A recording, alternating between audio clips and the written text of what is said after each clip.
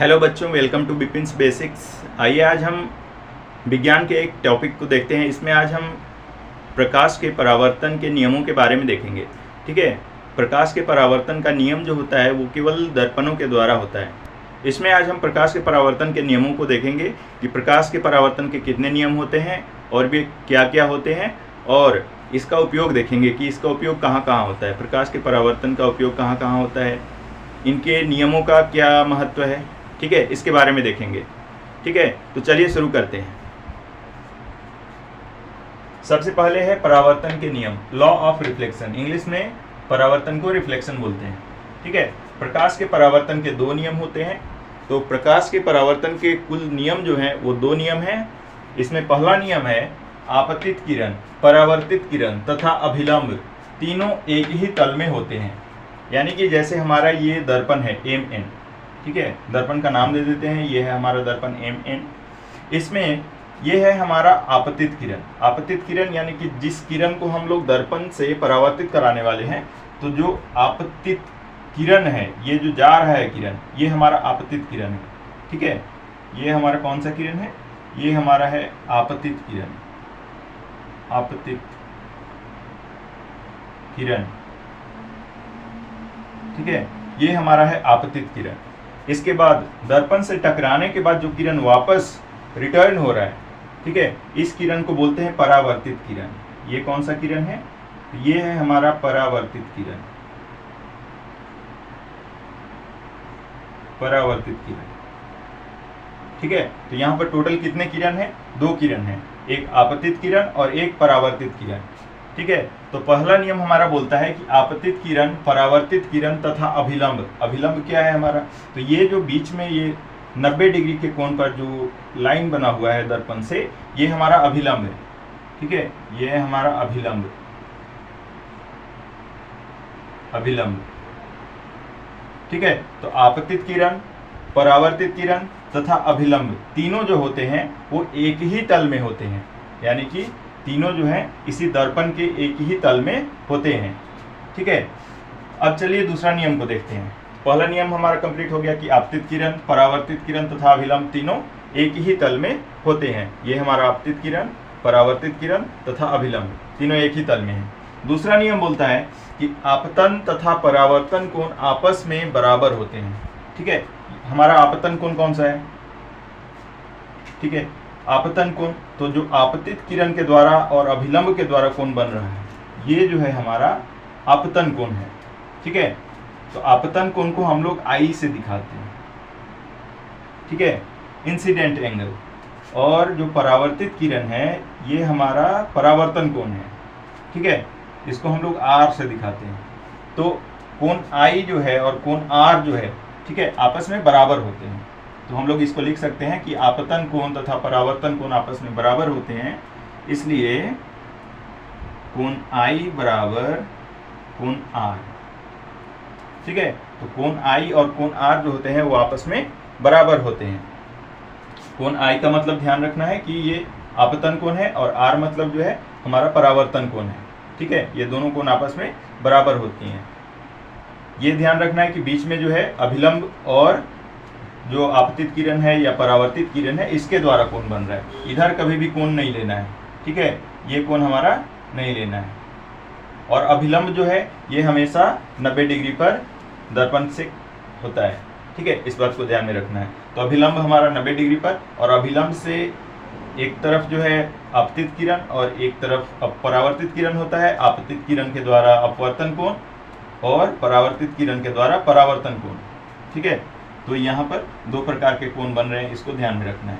तो दो परावर्तन के दो नियम होते हैं, इसको बड़ी आसानी से आप लोग याद कर सकते हैं।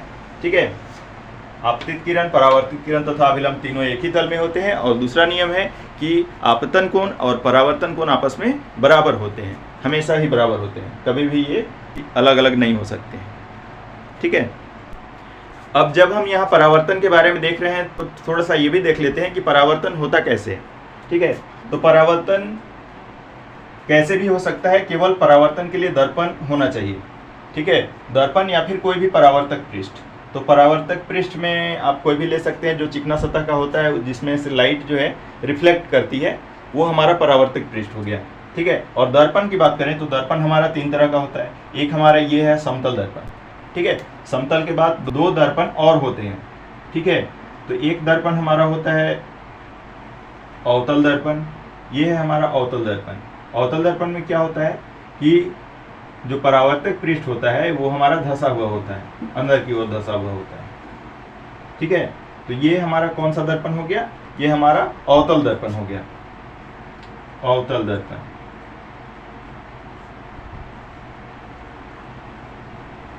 ये हमारा है अवतल दर्पण। एक और हमारा गोलीय दर्पण होता है, ये वाला हमारा दर्पण होता है। ठीक है, इसको हम लोग बोलते हैं उत्तल दर्पण। उ मतलब उठा हुआ तल जिसका होता है। ठीक है, जिसका परावर्तक पृष्ठ ऊपर की ओर उठा हुआ रहता है, इसको हम लोग बोलते हैं उत्तल दर्पण, उत्तल दर्पण।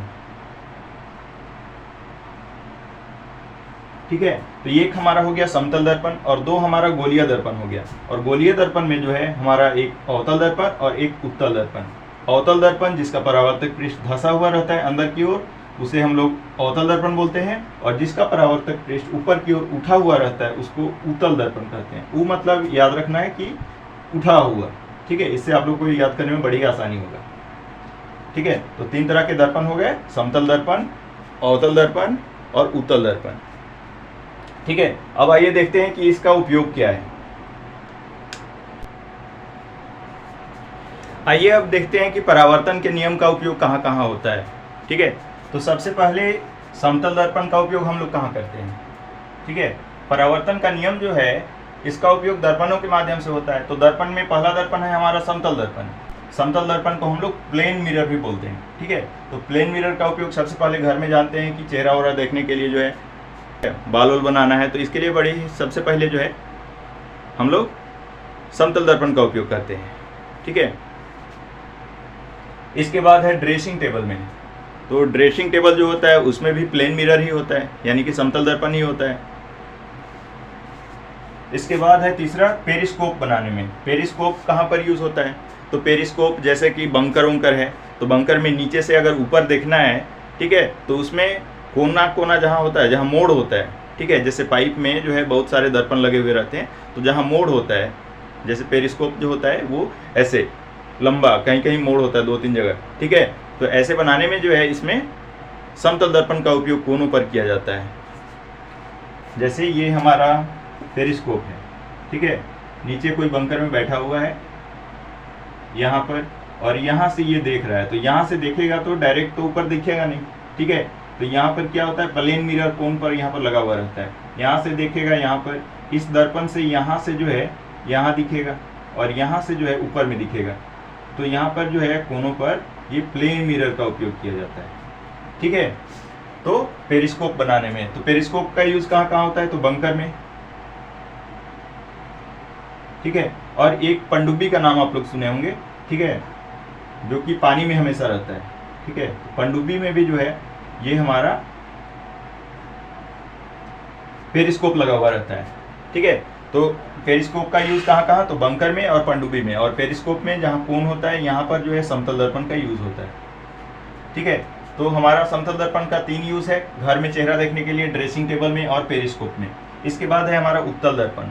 उत्तल दर्पण को इंग्लिश में बोलते हैं कॉन्वेक्स मिरर। कॉन्वेक्स मिरर का यूज कहाँ होता है, तो साइड मिरर के रूप में। साइड मिरर किस में, तो जो भी वाहन चलते हैं गाड़ी में, जो भी रोड पर जो वाहन चलते हैं यानी कि गाड़ी चलते हैं, उसमें जो है साइड मिरर के रूप में ये हमारा उत्तल दर्पण का यूज होता है। ठीक है, तो साइड मिरर के रूप में गाड़ियों में उत्तल दर्पण का यूज होता है, ये याद रखना है। इसके बाद अवतल दर्पण है हमारा। अवतल दर्पण यानी कि कॉनकेव मिरर। कॉनकेव मिरर का यूज कहाँ होता है, ठीक है, तो अवतल दर्पण का यूज जो है ये टॉर्च में देखे होंगे। टॉर्च जो होता है वो हमारा कुछ इस तरह से टॉर्च होता है, और टॉर्च में आगे जो है इस तरह से गोल बना हुआ रहता है। ठीक है, तो टॉर्च के अंदर जब आप देखिएगा तो ये जो हमारा गोल है, गोल भाग ये वाला, ठीक है, ये हमेशा चमकदार सतह होता है। ठीक है, तो ये एक दर्पण की तरह कार्य करता है, जिससे कि प्रकाश को सीधा जो है आगे भेज सकेगी।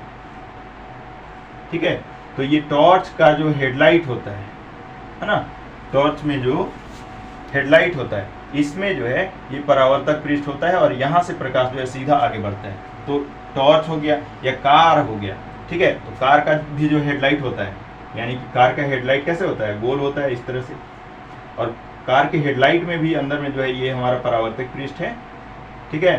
तो यहाँ से प्रकाश परावर्तित होकर चारों तरफ बिखर जाता है ऐसे, ठीक है। प्रकाश इस तरह से आगे बिखर जाता है, ठीक है। तो ये हमारा टॉर्च या कार की हेडलाइट में अवतल दर्पण का यूज होता है। इसके बाद सर्च लाइट, सर्च लाइट यानी कि बड़ा बड़ा जो लाइट होता है, ठीक है, यानी कि एक तरह से टॉर्च ही कह सकते हैं, ठीक है, लेकिन ज़्यादा पावर का रहता है और उससे ज़्यादा प्रकाश उत्सर्जित होता है, ठीक है। तो सर्च लाइट में भी जो है ये हमारा अवतल दर्पण का यूज होता है, ठीक है। तो परावर्तन के नियम का उपयोग कहाँ कहाँ होता है ये हम लोग देख लिए। सबसे पहले समतल दर्पण का यूज होता है कहाँ कहाँ, तो घरों में चेहरे देखने के लिए, ड्रेसिंग टेबल में, पेरिस्कोप बनाने में। उत्तल दर्पण का यूज कहाँ होता है, तो साइड मिरर के रूप में, जो वाहनों में साइड मिरर होते हैं जैसे पीछे देखने के लिए, है ना। तो इसको एक और नाम से जाना जाता है पश्च दृश्य दर्पण, हिंदी में बोलते हैं, ठीक है। रियर व्यू मिरर, रियर मतलब पीछे, पीछे देखने के लिए जो है इस साइड मिरर का यूज होता है, ठीक है। गाड़ियों में जो बगल में लगा हुआ रहता है वो हमारा उत्तल दर्पण होता है। फिर है तीसरा हमारा अवतल दर्पण। इसका यूज कहाँ होता है, तो इसका यूज टॉर्च में, टॉर्च में जो आगे रहता है ये पृष्ठ चमकदार पृष्ठ होता है और ये दर्पण की तरह कार्य करता है। या फिर कार की हेडलाइट भी अगर आप देखिएगा तो हमेशा चमकते हुए रहता है। तो चमकदार क्यों बनाया जाता है, ताकि प्रकाश को आगे परावर्तित कर सके। इसके बाद सर्च लाइट है, तो सर्च लाइट भी सेम प्रकाश उत्सर्जित करता है और उसको बहुत दूर तक जो है फैलाता है, ठीक है। तो इस तरह से हम लोग देख लिए कि प्रकाश के परावर्तन का यूज कहाँ कहाँ होता है। एक और है हमारा खगोलीय दूरबीनों में, तो जो बड़े बड़े दूरबीन होते हैं, ठीक है, जिससे कि ग्रह और तारे वगैरह देखे जाते हैं, तो उसमें भी बहुत सारे दर्पणों को जोड़कर जो है उसमें प्रतिबिंब को प्राप्त किया जाता है, ठीक है। तो ये था हमारा आज का क्लास। आज के क्लास में हमने परावर्तन को देखा, ठीक है, परावर्तन का यूज कहाँ होता है, परावर्तन का नियम क्या होता है और परावर्तन के लिए कौन कौन सा दर्पण का यूज होता है। मुख्यतः 3 ही दर्पण है, ठीक है। 3 दर्पण कौन कौन से, एक समतल दर्पण है, एक हमारा अवतल दर्पण है, एक उत्तल दर्पण है, ठीक है। उसका फिगर भी हम पीछे बता चुके हैं, ठीक है। मिलते हैं अगले वीडियो में। Thank you for watching. Please like, share and subscribe. Thank you.